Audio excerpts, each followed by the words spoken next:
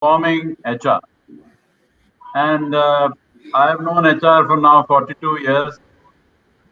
And I think it's high time we transform HR because the function has to become futuristic, modern, and technology focused. And this is the right time because digital technology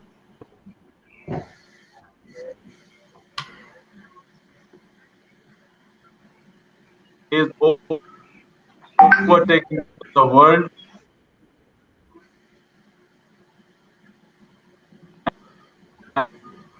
And last 1 year has shown that resilient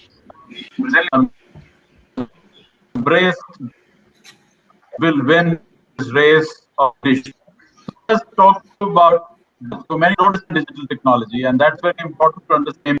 It is a frontier which has digitization as well as connectivity, and both these are joined together because impact multiplies if digitization and connectivity are combined.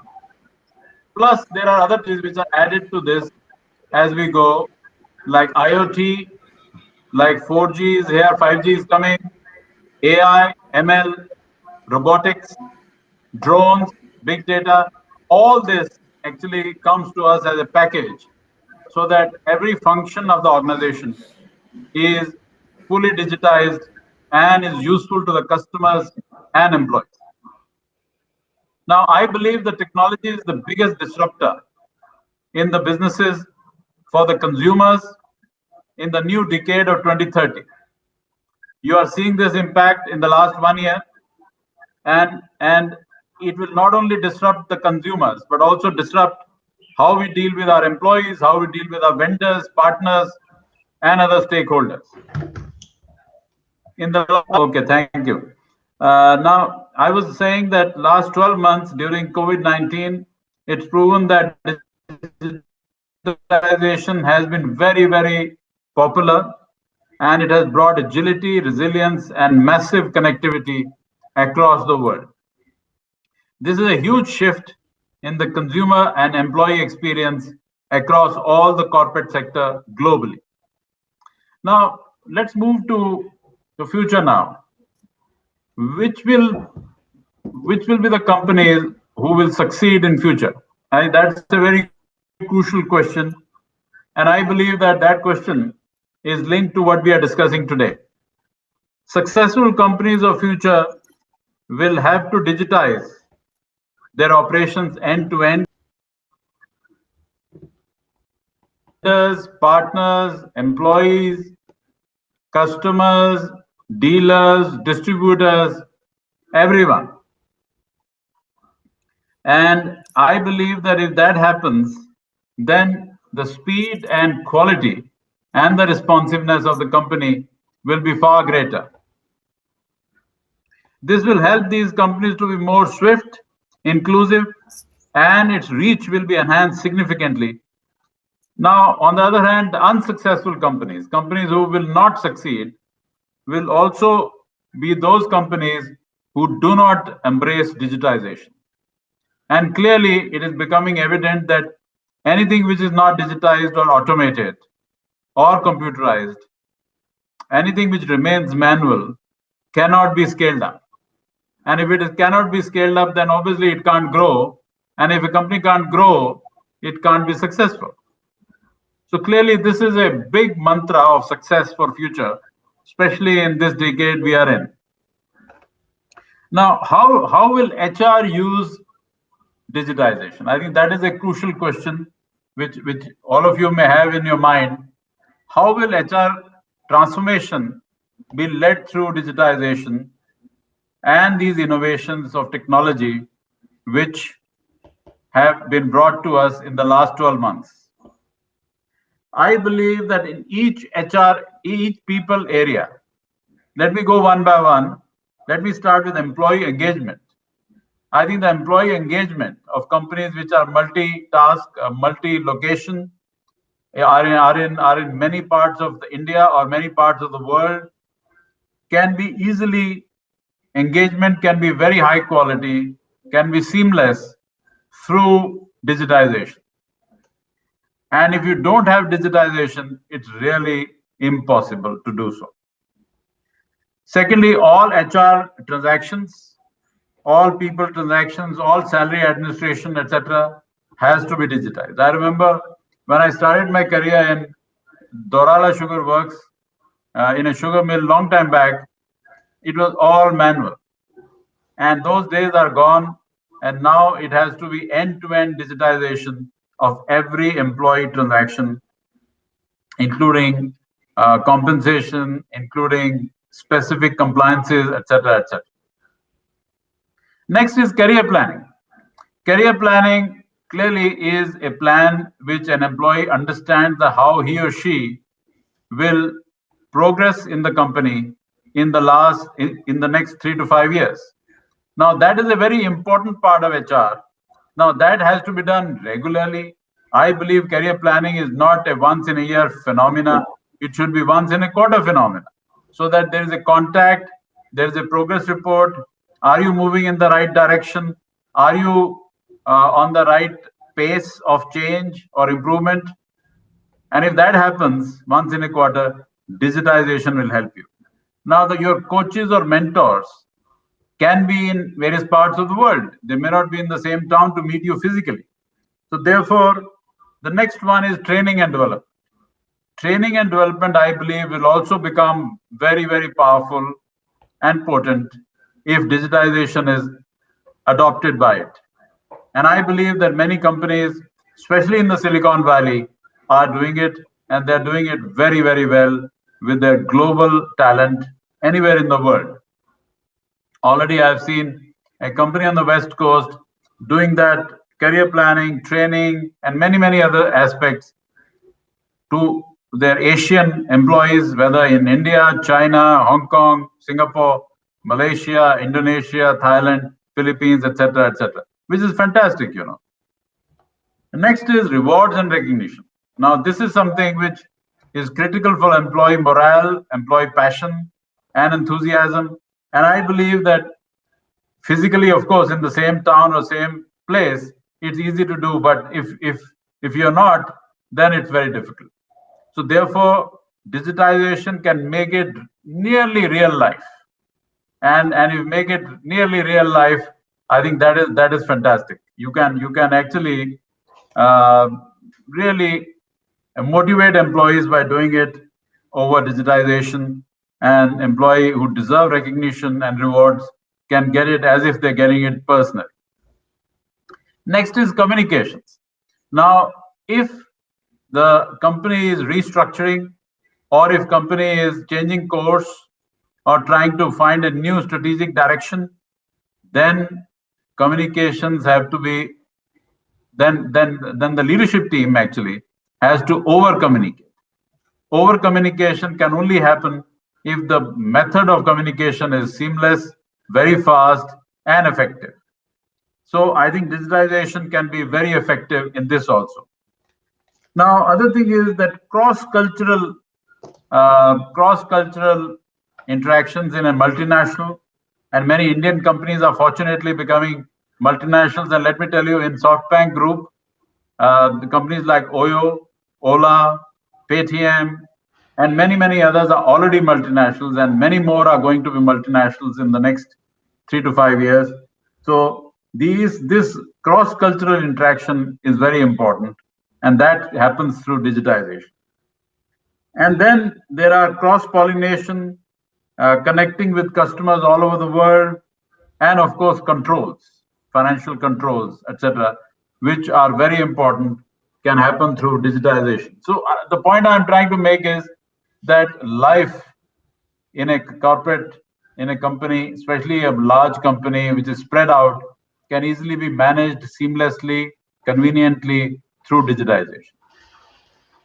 Now, how should HR leader or a business leader change? Because they have to really retrain themselves, change, and become much more modern and tech focused. So the first and foremost thing is that every HR leader needs to get trained in digital technology. And I think that is something which is on day one. And if any HR leader hasn't done it, I think he or she should do it fast. Now, many people are asking me this question, that who will bed the cat? Of course, the CEO will bell the cat. The leadership team, the top 10, 15 guys will bell the cat. And if they can't bell the cat, then who else will? So then it comes to HR team to leverage the digitization fully, becoming tech savvy, supporting business more and more, really getting the employees, customers, and vendor connect to be much deeper.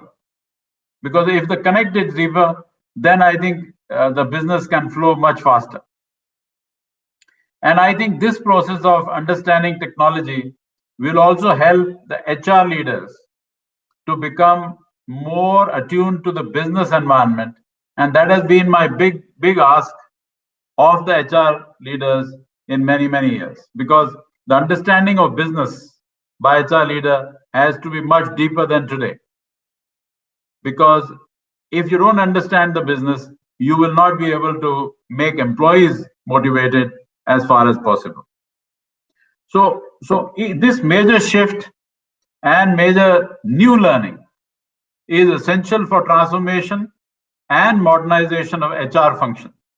And I believe that if HR function has to really lead the function, has to become as important as finance or marketing or other operations, then that bull can be tamed by embracing and falling in love with digitization. And this digital innovation should not end with HR. Actually, it should start with HR. In today's time, I'm sorry to say that digitization is ending with HR. All other functions do it first. Marketing does it, finance does it, operations, production does it, and then HR also does it, which is not the right sequence. My suggestion is, let's do it early. Let's take the leadership position. Let's learn it faster than anyone else in the company. And because this innovation will leapfrog HR from a support function to a business function. And being a business function, I believe, is a very important goal for HR. Today, it is simple support function, which is not enough.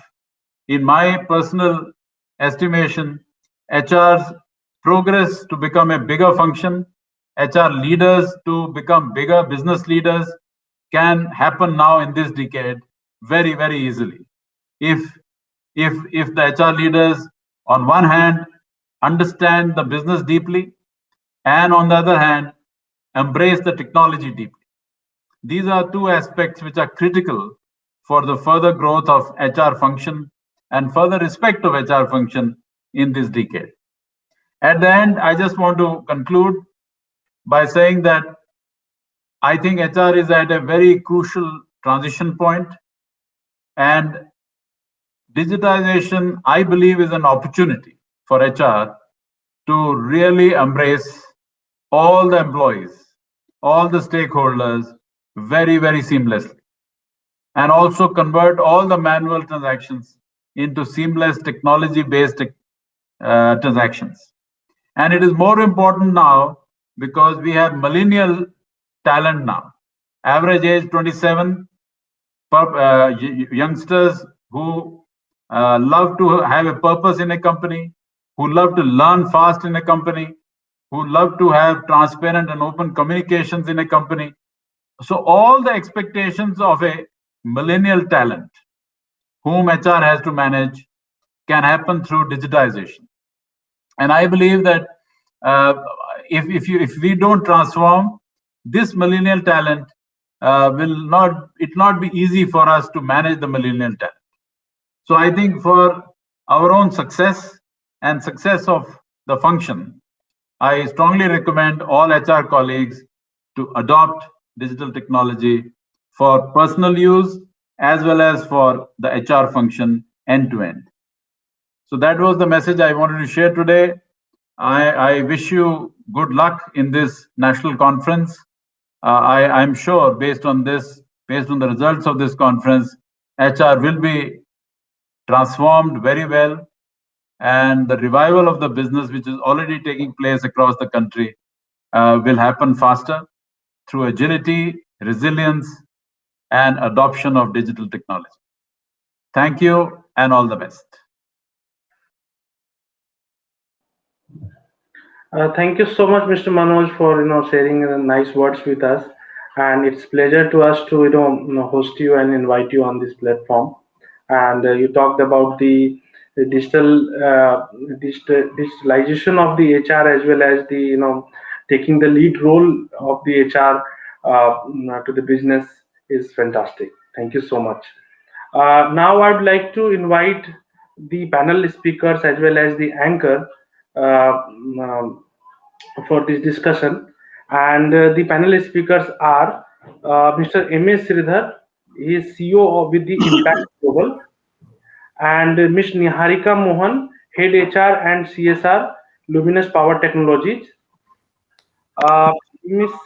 Sikha Rastogi, CHRO and Board Advisor, Bloom CE Technology, Mr. Yuvraj Sirvastav, CHRO, Make My Trip, and the anchor is Mr. Sakun Khanna, Head of HCM, Application Strategy, Asia Pacific Oracle Corporation. So now stage is yours. Thank you. Thank you, Veed. Thank you for the introduction, and thank you, NHRDN, for this opportunity to bring all of us together. And a big thank to Manoj for sharing such wonderful thoughts around agility, resilience, and digital. As I was hearing Manoj, I realized he said a very interesting thing, that it is time for HR to fall in love with digitization. And while we are talking about falling in love, he also mentioned do it as early as possible. And I think that stuck a very interesting chord in my mind, because as HR leaders, we have to also become digital leaders. And out there, a lot of you all have done a lot of work already. Some are trying to do, and some are finding their way in terms of strategizing. While there are out there multiple technologies available and there are some very cool applications, it's also important for us to understand that a proper matchmaking has to be done. We have seen that organizations have got different levels of maturity in terms of their readiness to be able to embrace digital technologies for the purpose of creating resilience, agility, and of course, the digital footprint. So I think today, as we will talk to my fellow panelists, we'll talk about how each of these companies and each of these leaders have navigated their digital journeys. And as I say, the maturity continuum is a stepwise process.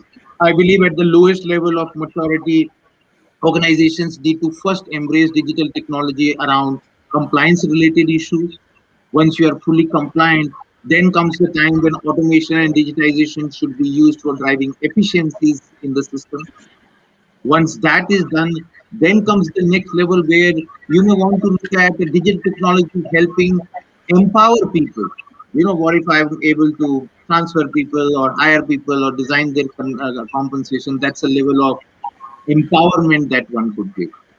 And then actually comes the level of experience where you are now trying to use further and more advanced technologies to do that. In fact, pandemic has also showed us that the highest level of digitization or technology adoption could be one where technologies can be leveraged to create more empathy in the system, in the culture. And I think that's the level and that's the possibilities that exist with digitization there. However, one side fit approach will never work, and therefore it is very important that we look at how some of the leading companies represented here have done that, and how these things have become successful.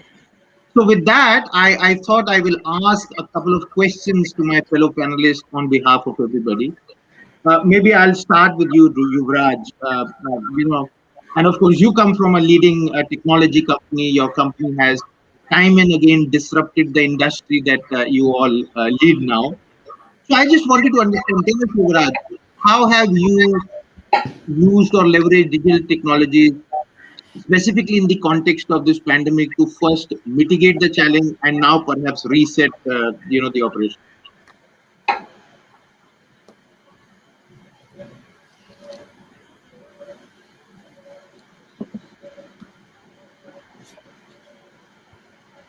Mr. Yuvraj, you are on mute. Can you unmute yourself?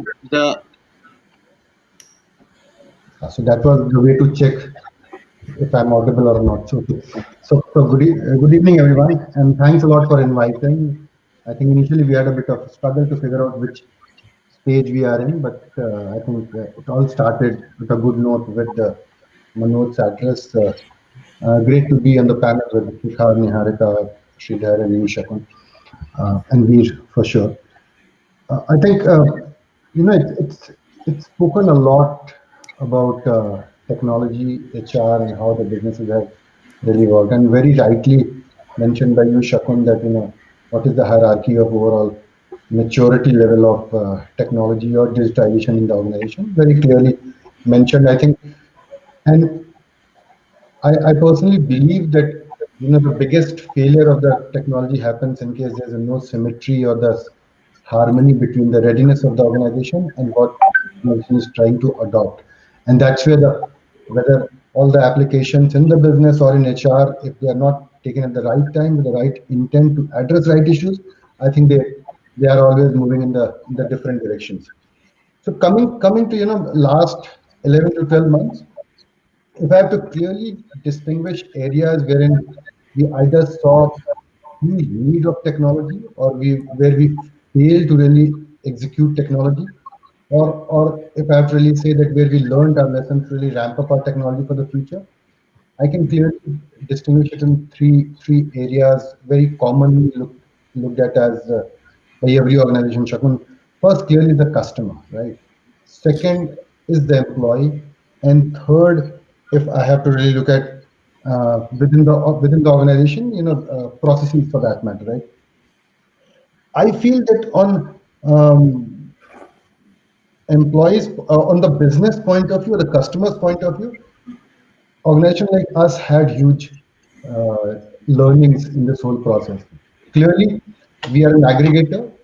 We sell lakhs and lakhs of transactions on a platform. We are a platform wherein people come and try and buy their experiences in terms of travel. And travel is very, very close and important for everybody's life. Everybody wants to go and stay at the right place and all that stuff. It's as personal and as important as you buying a dress or a for yourself. And in that process, if you have a situation wherein your flights are getting cancelled, wherein your hotels are getting bumped off, or you are not aware that when is your flight really going to run or not, are you going to really buy tickets, is it going to get refunded to you or not? So there are huge amount of challenges in the process, and I can clearly recall in the initial period of the process when we had huge amount of issues at our call centers, workloads had increased. And at the same time, you also had challenges in terms of manpower. You were also looking at optimizing costs. So how you really manage the balance between your overall cost of the centers being run vis-a-vis customer experience. That was one big challenge, but one big learning also from our side. Really use technology to ease pain of the customers, which is very, very cost effective. That was from the customer side. From the employee's point of view, Shakun, clearly people were not aware that what's going around, how things are going to be looked at for next 2 to 3 months or 6 months, sort of in complete uncertainty. Forget about employees and the organization and we as leaders. It was prevailing everywhere, even in the government echelons for that matter. So how that communication gap needs to be bridged, how that process had to be really made very, very easy, how the engagements had to be really kept up to date was something which was very important for us. So I think these two areas clearly, if I have to look at, were huge learnings and also huge challenges we faced. And I think that now when we are coming out of the pandemic, there are many, many learnings for us to really execute. Well, I think that's great, Yuvraj, because one would intuitively understand how keeping customers is updated is important. But I think your take on how employees are updated, because some of these agents could be facing high stress situations, irate customers and so on and so forth. Wonderful. In fact, just to add, I think while we take employee and the customers as customers, Shakun, there's one very invisible element in the whole process, and that's your model, business models. Business models are not touched and felt, right? We don't consider them tangible, but they also get hugely stressed, and they got stressed. And I think Absolutely. that was something which had to be again really looked at, as it's a model which is in flesh and blood, needs to really be strengthened and perhaps be brought to life once the pandemic is almost coming to the Indeed. end, And right? that's very interesting. Business model is also not insulated or guarded from this. Talking about business models, a completely different business is Luminous. So Niharika, maybe I come to you. Help us understand how you have Sure. used technology to drive this change, both in terms of mitigating the challenge when they were at peak, and now that we are resetting. What has been your experience?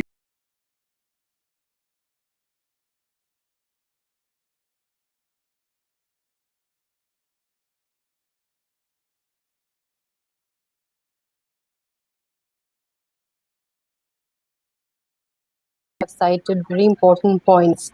And if I just have to reflect back over the last 1 year, I think digitization was a topic that we had been discussing over the last couple of years. But what has happened due to pandemic is the acceleration in the adoption. That is how I would like to say. Implications, while Yuvraj mentioned too, I'm going to add another element. So I think the implication on three core areas of an organization were immense. One were the employees impacted by the pandemic. One is your customer, which Yuvraj spoken about. And because of the business model that we have, which is we come from a B2B business, the impact on the partners.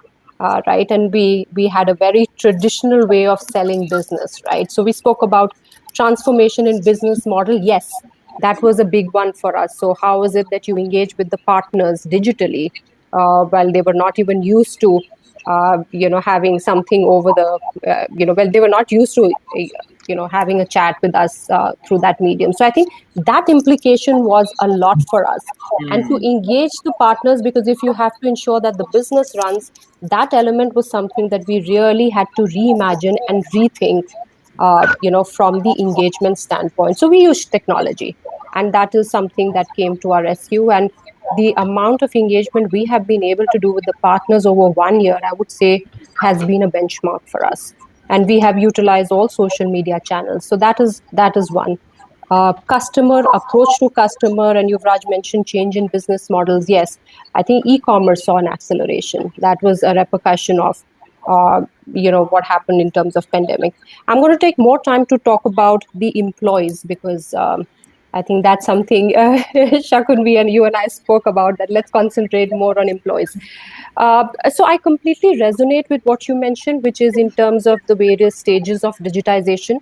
I think for us at Luminous, we saw a culmination of all right. And if I just have to talk about three big areas where we really leveraged digitization, one was definitely we used technology as a wellness enabler. We did.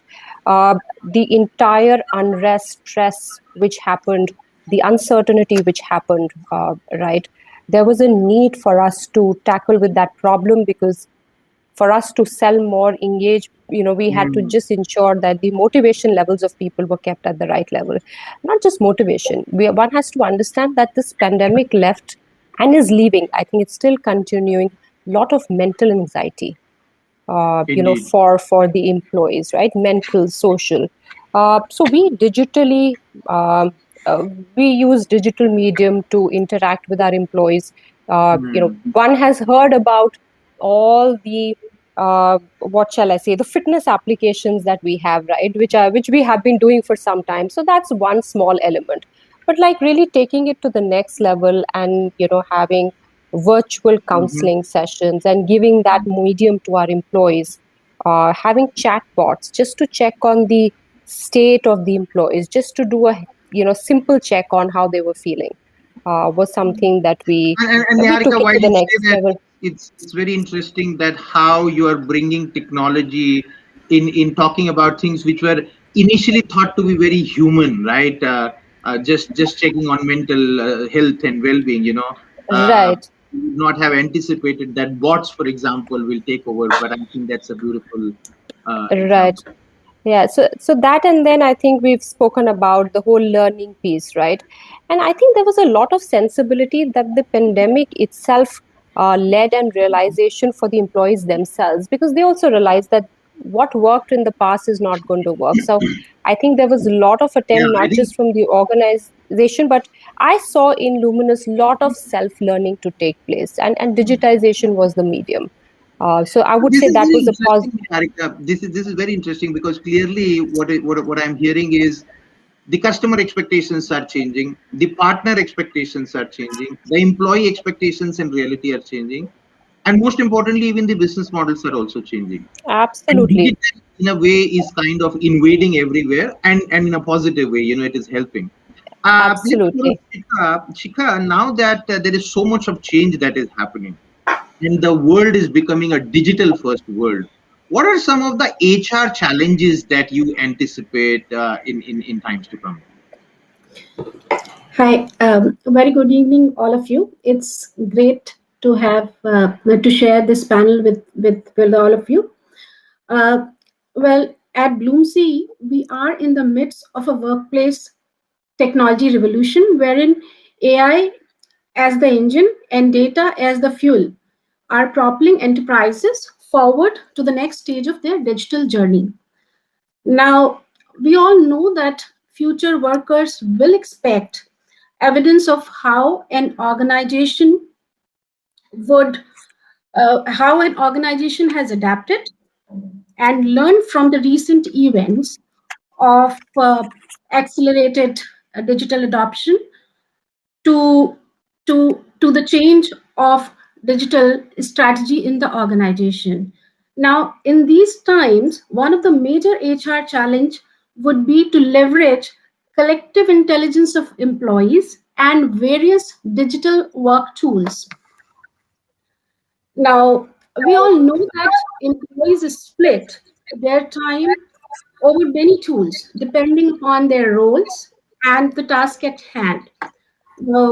From Slack to Google Calendar to Dropbox to Zoom to AirMeet right now, we use dozen of apps, and all these apps are useful, on its own.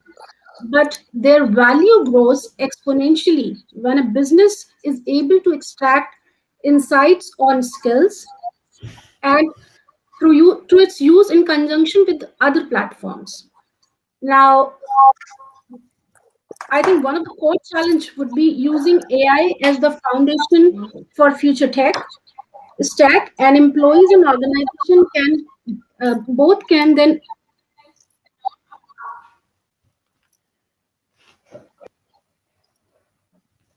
Sorry, Shikha, I think somehow you've gone on mute. Okay, is it clear now? Yeah. Yeah. So, in fact, next evolution of the business tech stack will be found in tools that can analyze the snippet of information on skills and enterprise shared across these platforms. This intel can be used to create clear insights in different aspects of business like cybersecurity, customer experiences, or knowledge management, which already lie in the business and develop employee skill and experience. Very interesting. So this is what my take is. And I really loved your point on how do we leverage collective intelligence of employees. And I think that's a very profound one, because not only everything is becoming digital, the whole physical aspect of office is also kind of getting diluted. A lot of these banters, office banter and coffee machine conversations are now not happening. So therefore, this is a bigger challenge. Sridhar, you come from a very different part of the world. Of course, the challenges are unique as well as common there. What are you seeing as some of the emerging HR challenges? Oh, great. Thanks, Shakun, and thanks to NHRDN for having me on the panel. Very honored to be part of this exciting panel.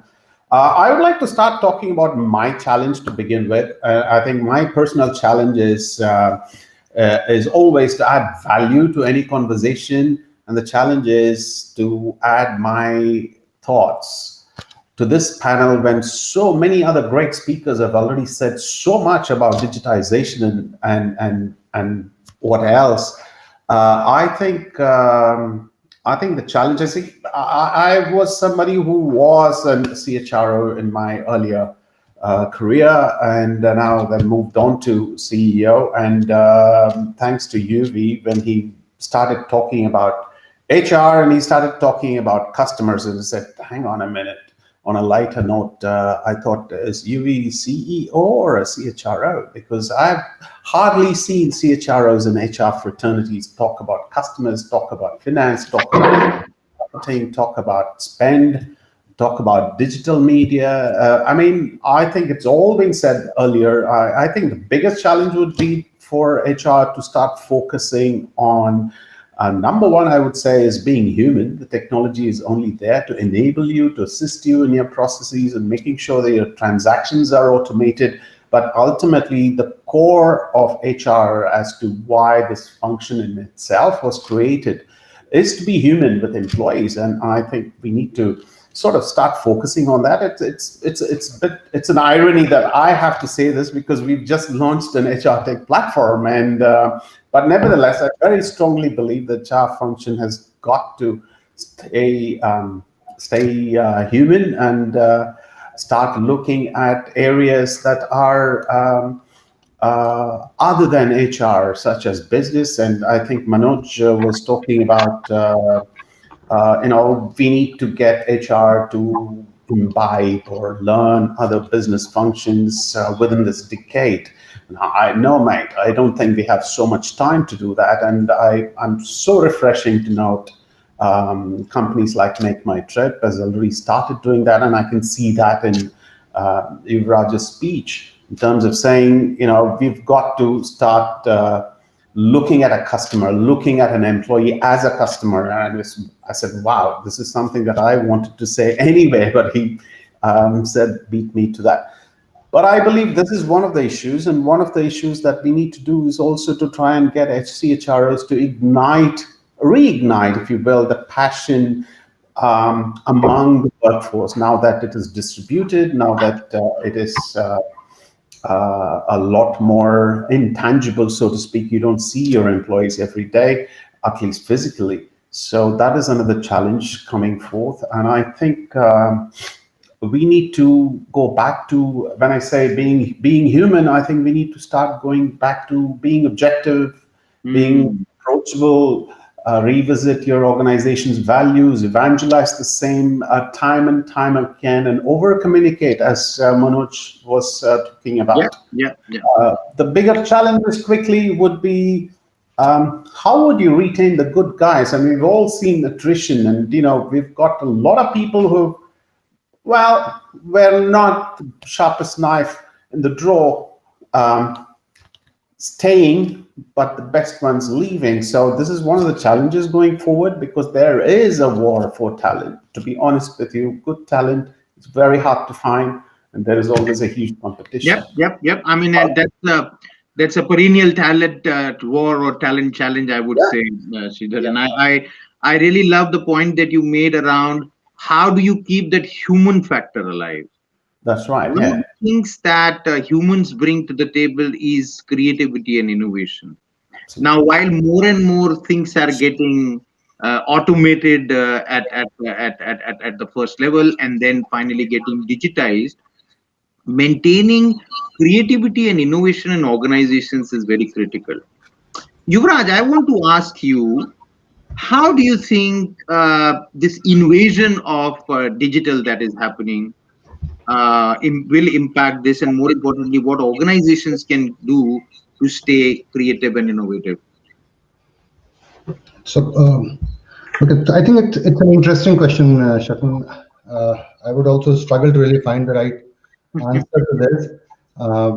But first thought what comes to my mind is that there's always a need for every organization, and we as an organization should decide that what do we really value. We value old age systems, then that becomes our value. If we value innovation, that becomes our value. If we value keeping status quo, then that becomes our DNA sort of a thing. So first thing what organization needs to decide is that what do they want to value as a part of the fabric of their organization. And if they start what they value rewarding it, perhaps that becomes one of the ways of really giving propensity to the overall system in the organization. So I'll say that if organizations wants to really do the fourth gear or go into the next mode of digital and automation innovation, I think they need to start talking and thinking and sharing the word that they value innovation in the digital space and in the automation space. That will bring in some amount of or a huge amount of cascading effect within the organizations, and I think that will basically set the process in the motion. If we look at the taking it one step forward, if I look at what do we really reward and how do we reward in the organization, we reward people as the best performers, best performer of the year or the quarter. Our organizations having awards and recognition systems which are more on disruption, the best disruptor of the year, best practice adopter of the year sort of a thing. And if we start following that sort of a process, it brings in a bit of energy in the system and encourages people and drives that value of innovation and automation. Having said that, in the virtual world, I think there's more scope of innovation. I think it needs to be harnessed today when we are talking about the hybrid ways of working. Everybody says that when you go to office to re-energize and meet friends and get on to doing certain meetings where you need to meet people. When you are back home, I think that you miss that, but at the same time, your quality of output and the work and the thinking is far, far superior and sharper. And design a process wherein you leverage this whole working model and say, if you have worked for 2 days in a day, in a week or in a month from home, are there certain ideas which you have really brought out which is completely reflective of your thinking process, or you had a space to think? So I think somewhere that needs to be done. How to bring in the working models and put them in a matter so that innovation and creativity starts getting utilized. Other thing is best way of automating and innovating is we have a process, looking at the non-value adding activities in the organization. I think that somewhere what Kaizen, what RCA, what Six Sigma used to teach us way back and has taught us, it's actually bring back those tools back into the system in a very different way. And ask people to look at removal of NVAs, how can you really automate things better and bring in that sort of a creativity and innovative mindset. And Yuvraj, I think you've given a very I should talk about that.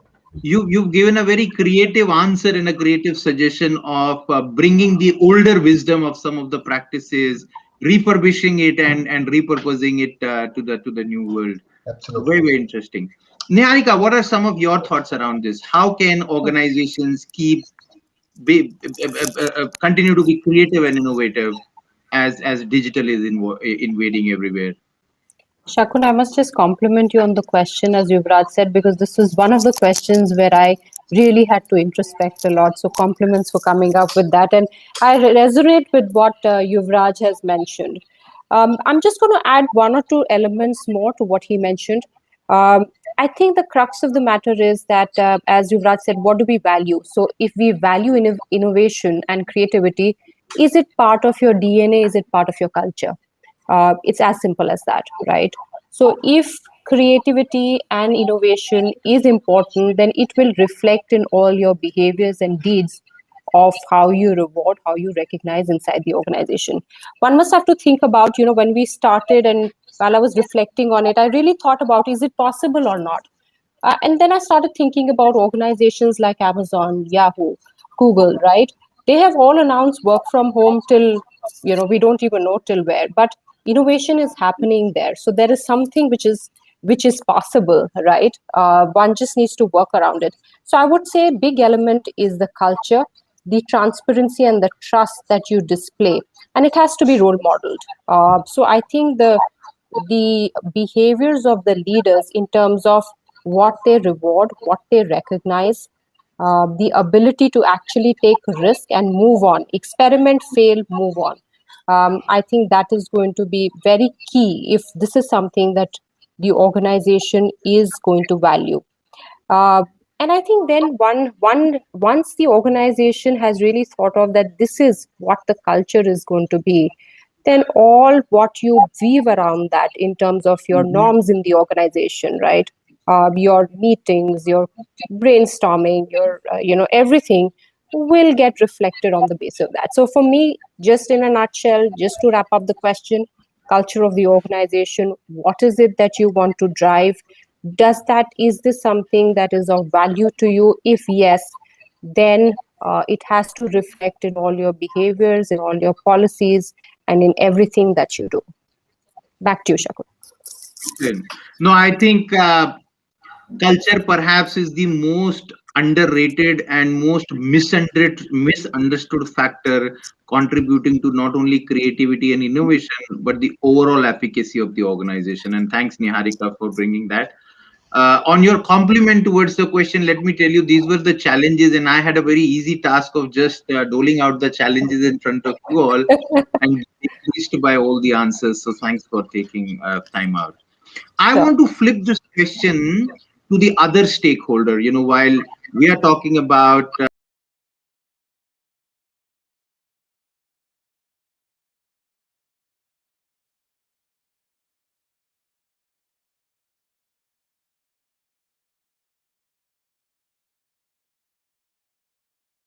impacting things like mindfulness, focus, we've also seen how stress and other issues of mental health are really challenging employees. So in this context, maybe I'll come to Shikha first, you, and then Sridhar.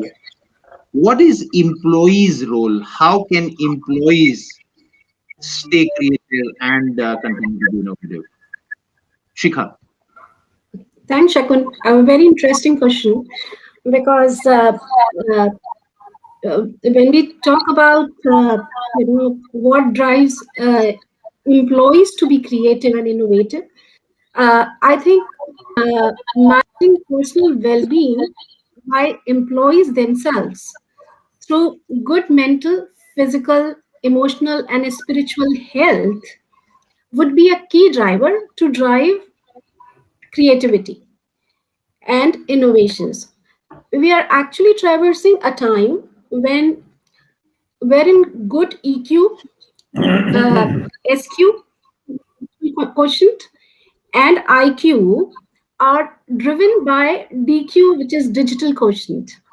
So practicing few of the digital detox techniques each day can bring a tremendous difference in the employee performance and their creativity. That's one way of doing it. But at the end of the day, it is employees who have to think about themselves. And good thing is that they are understanding this a lot, post-pandemic. During pandemic, we all have learned that how to live a well-balanced life. So I think, this is one of the positive takeaway from COVID for all of us.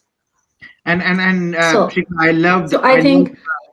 loved the very creative interplay of the four quotients that you talked about, right? And maybe we'll find some more time to discuss that.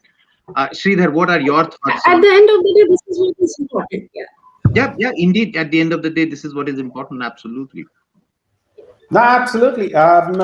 Thank you so much.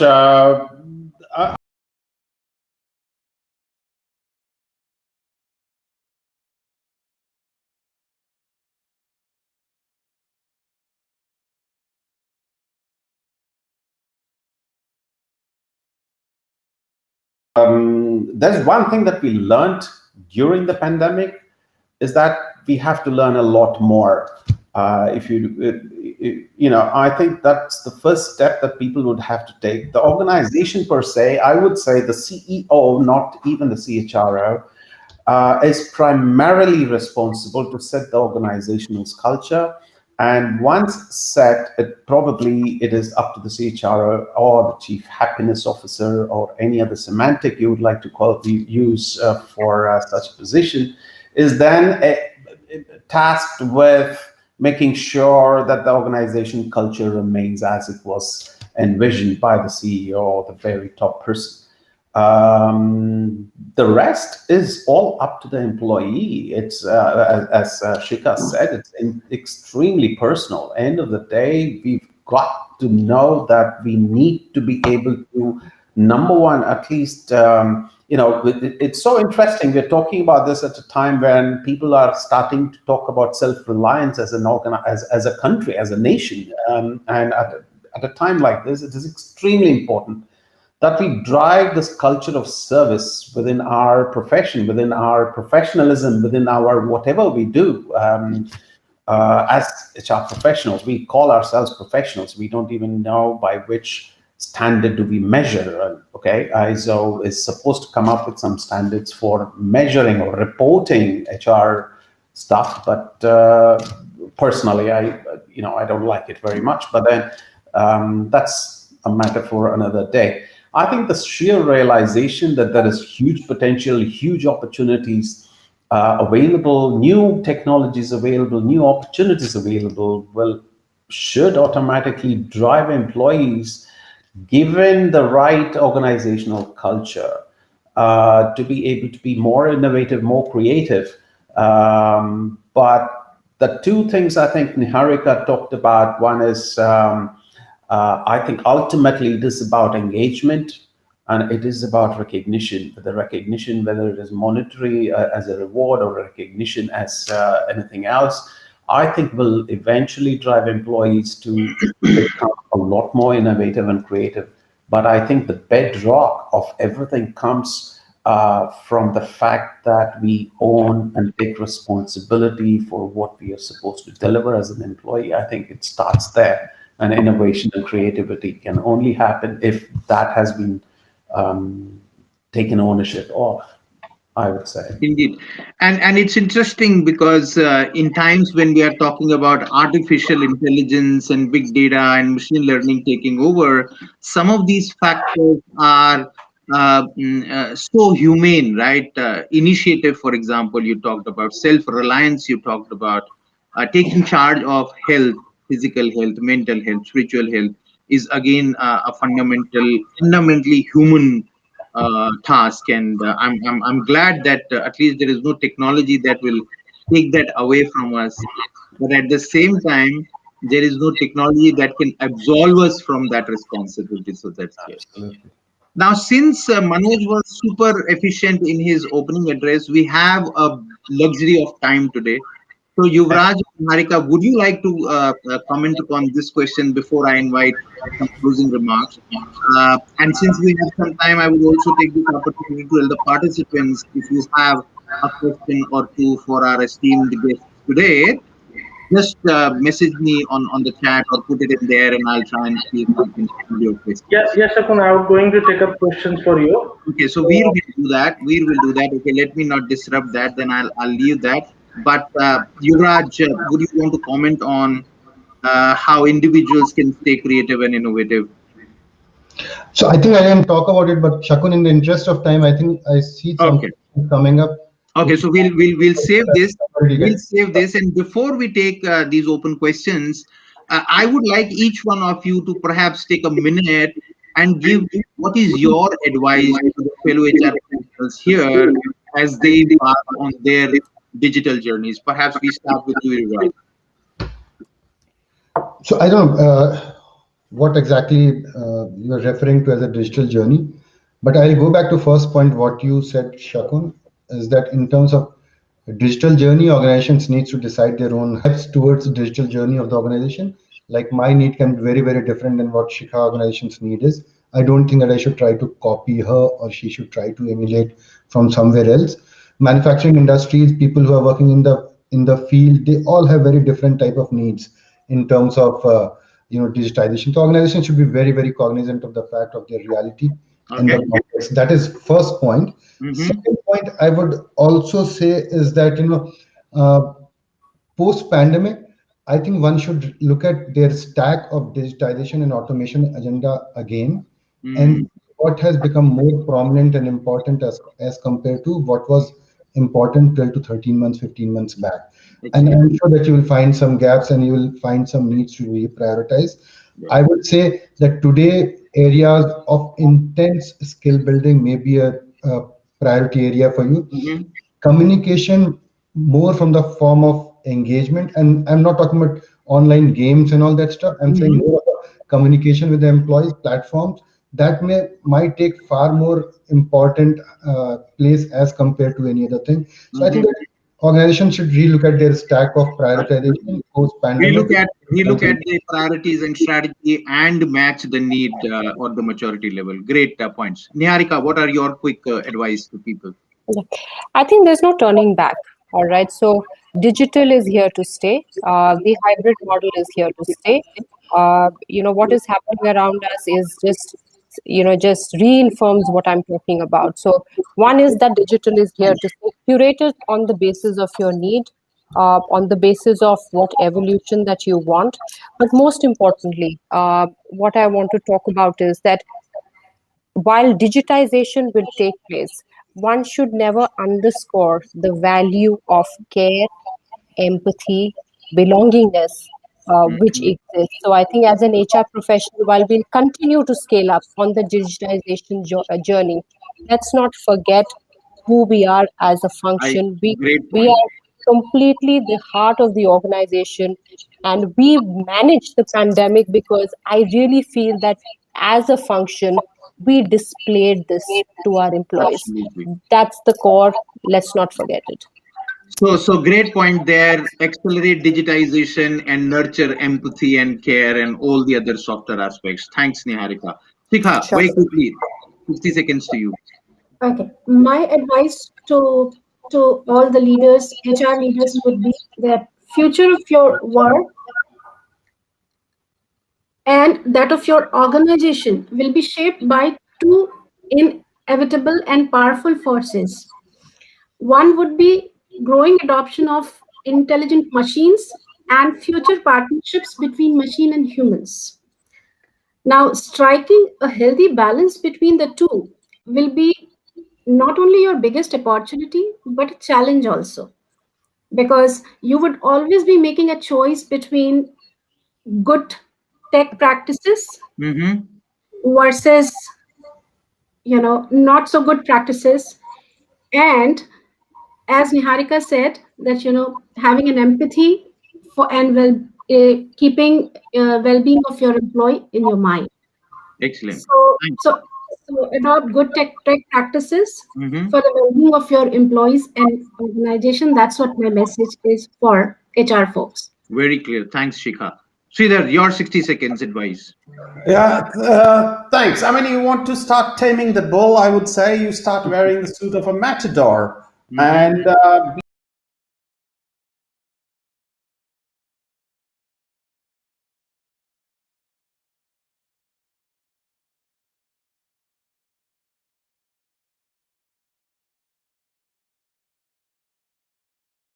him or her to deliver a lot more given the constraints that we operate in would be important. If the bull is digital transformation, embrace it wholeheartedly. But please note, it is only a transactional automation. It is the core function of HR is being a human resources manager, and that's exactly what you need to be. Be more human. I love what Niharika talked about, empathy and care and all of that. And I think that is absolutely a must. I would say, I think going forward, that's what I would like to share with the most importantly, I would say is that, you have been at the heart of probably the biggest crisis that we have ever witnessed. And the HR function for the first time ever has been thrust into right in the middle of this. And you guys have done a fantastic job in taking yourself out. So great thought, Sridhar. Be bold and tame the bull. I just love that statement, and I'm going to copy that shamelessly. I'm sure everybody has got a lot of information and got enriched. There is appetite for more, and therefore I'll hand it over to Veer for any quick questions if you have for the panel here. Yeah, thank you so much. Thank you, everyone, and it's a really pleasure to listening you all. And I would like to take some questions from the Q&A section. And the first question is that it is the easier part for digital innovation in HR processes and system.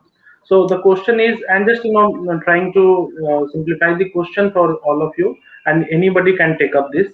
So the question is that we are more focusing on the transactional part of HR to digitalize. But the question is that why we are not focusing much on the niche area of HR, like succession planning, IDP management, leadership development. So anyone can take up. I can take up. It's not that we're not focusing, it's just that we never got an opportunity to dwell deeper into that, right? We had 3 minutes and therefore we had to be very precise. But I think Manoj spoke about the HR processes, and I just touched upon it. But digitization is permeating every aspect of what we do in HR, right? Be it succession management, be it performance management, it's there, it's everywhere. It's just that we didn't have an opportunity to talk about. And I see that we're going to just evolve further in this journey, right? Make it more robust using digitization, but it's there. I think all of us, the organizations that we represent, already have all these aspects which are digitally enabled. We're running through the performance management cycle, and I think all of us are running it virtually right now. So it's there. So just, I think that would be my answer. Yeah, I think that I'll just add to what Niharika is saying, that for the question, see, there are two aspects of digitization and automation. One is intent of the organization and deployment of the solution. Second is the adoption of the solution within the organizations, right? How intensely are they being used, and how people are comfortable to really share their thoughts or share their plans on that. So rightly so, what question is referring, and I think, is that there'll always be higher adoption on something which is far more transactional, query solutions, payrolls, and all that stuff. When it comes to succession planning, IDP management, as an organization needs to really drive more adoption of these niche practices, though the solutions are already available, as Niharika mentioned earlier. So that's one of the areas for focus for all of us on that. Just to add on what Yuvraj mentioned, I think another element could be, and Yuvraj, I'm just reflecting on what you said, would be also the nature of the organization. So if we just have to look at global organization where managers may be sitting out of Singapore and let's say employees here, I think the adoption is a way of life. There is no choice, right? But as you're rightly saying that maybe in some organizations where that is not a reality, maybe the adoption could be quicker, and maybe the pandemic could lead to a quicker adoption. But I think it also would vary on the basis of the kind of organization that that we're talking about. Yeah. Indian context, you'll find many organizations struggling there. Perhaps they should focus on that. Thank you. One very interesting question is coming up, and it's talking about throwing some light on the practices of integrating HR with customer using digital platforms. So I think it is talking more on outside-in approach. So how you to define it? Let me take this perhaps. Integration is very critical. If you look at it, the organization can be divided into two parts: the back office and the front office. I think from an HR perspective, it's very important to first integrate the back office. So your HR system must be seamlessly not just integrated, but to my mind, embedded into your ERP system to start with. And that's where, the collective insights that, we earlier talked about, how we can leverage is that one.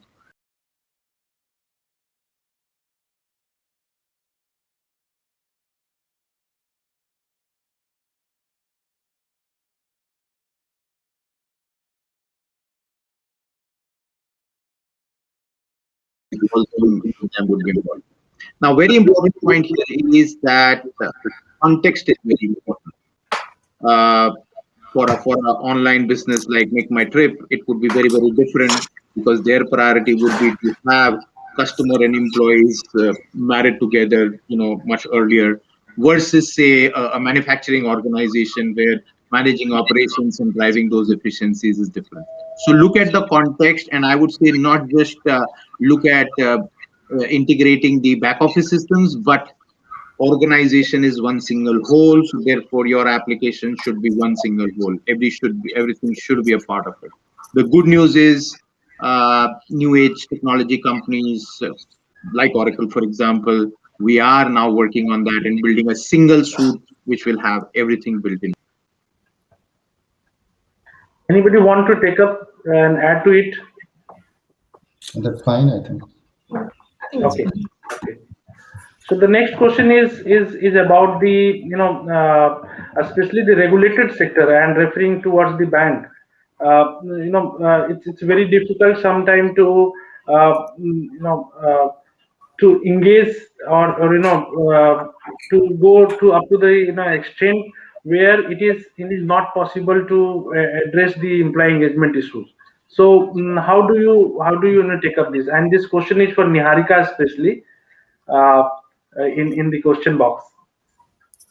Sorry, I didn't get the question. So I read it exactly what it is written. Thanks, Niharika, for sharing that organization need to reflect the innovation and creativity in their culture and behavior. Any example which you can share, please, especially in banking setup, which is extremely regulated. How can we tap this? Yeah, I can just share about my experience, and maybe it works for banking or not, but not an authority in the banking space. So I let the audience, whoever's spoken about it, see if it makes sense for them or not. The basic point that I was trying to talk about is that if innovation and creativity is important for the organization, then how are they displaying that they're actually valuing it in the organization? It comes down to, let me talk about a couple of examples that we have in Schneider Electric. So whereby we create a specific group, which is just given the task to innovate. That's it. They're kept separately. They're kept as a kind of a experimental group, whereby we don't have the normal, whereby they're just left to innovate on themselves, because this is something that we really feel is important for us, right? And we let them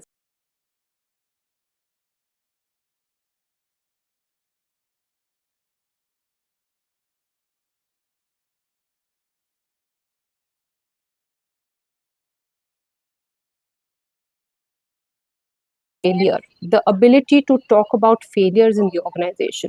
That means that your leaders are also talking about their own personalized stories, so that they're able to bring that sensibility and give confidence to the employees that it's all right to fail, because creativity and failure are hand in glove, and you cannot segregate them apart. So that's something that we do very effectively in our organization, where we also kind of celebrate failure, whereby we come and actually talk about it. Our leaders come and talk about it. Finally, I spoke about, and we all spoke about, the recognition which goes around. So how are we recognizing people who are thinking out of the box, who are actually coming up with solutions which are way forward? And I think that's something that needs to get imbibed. Whether it works in the regulated sector or not, I will not be able to comment on that, but just a couple of things that we do, which has worked well for us. Thank you so much. We are going to take up the last question, and I can request Mr. Sridhar to respond. The question is, what are the barriers that usually block the path to digital transformation? Because you represent the product company also, so you have better idea.